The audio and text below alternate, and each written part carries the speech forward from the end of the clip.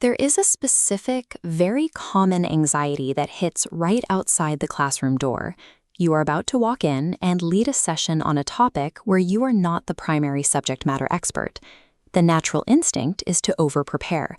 You might spend hours the night before frantically reading up on the case, memorizing facts, and trying to cram clinical details to cover up any perceived gaps in your own knowledge.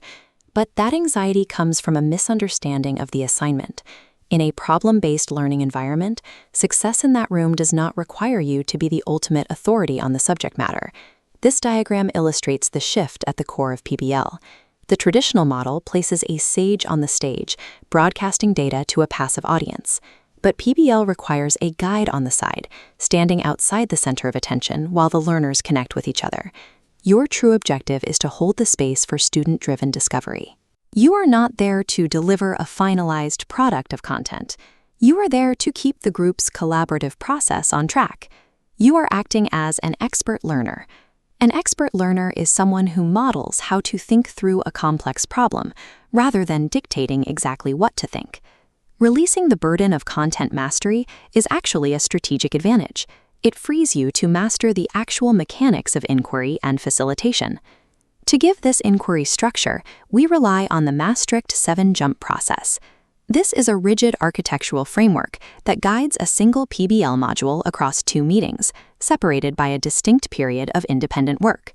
Meeting 1 covers the first 5 goals. The group clarifies unfamiliar terms, defines the exact problem, brainstorms freely based on prior knowledge, organizes those tentative ideas, and finally formulates specific learning objectives for the knowledge they lack. The students manage this themselves. They elect a chair to manage the time and keep everyone involved, and a scribe to visually map their ideas on the whiteboard.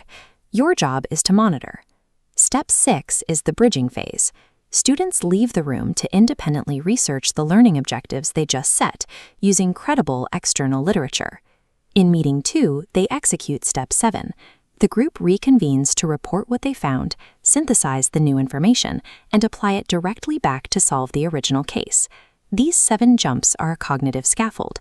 They exist to prevent ritual behavior, where students simply read memorized facts aloud from their notes without actively processing or debating the information. But this creates a paradox. If students fall into ritual behavior, how do you push for a deeper, rigorous discussion when you aren't allowed to supply the answers? You use a technique called cognitive pumping. This is the strategic use of open-ended questions that force students to elaborate, connect concepts, and justify their reasoning aloud. Instead of affirming a correct statement, you pump for clarity. You might ask, "Can you define that term for the group?" Or, "What is the physiological rationale for that idea?" Or, "How would you actually test that proposed solution?"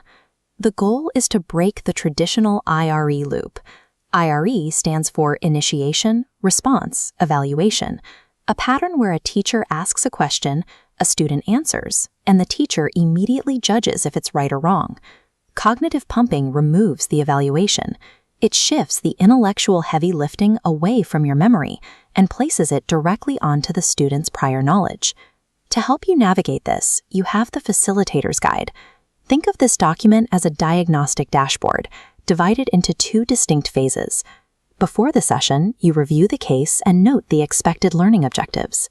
You are looking purely for the intended direction of the module, rather than trying to memorize the underlying data points.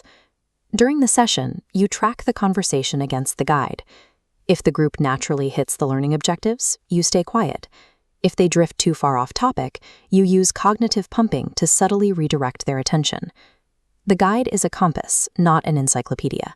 It reveals where the destination is, but the students must navigate the terrain themselves. If we distill these mechanics into strict rules of engagement, this poster outlines the critical do's.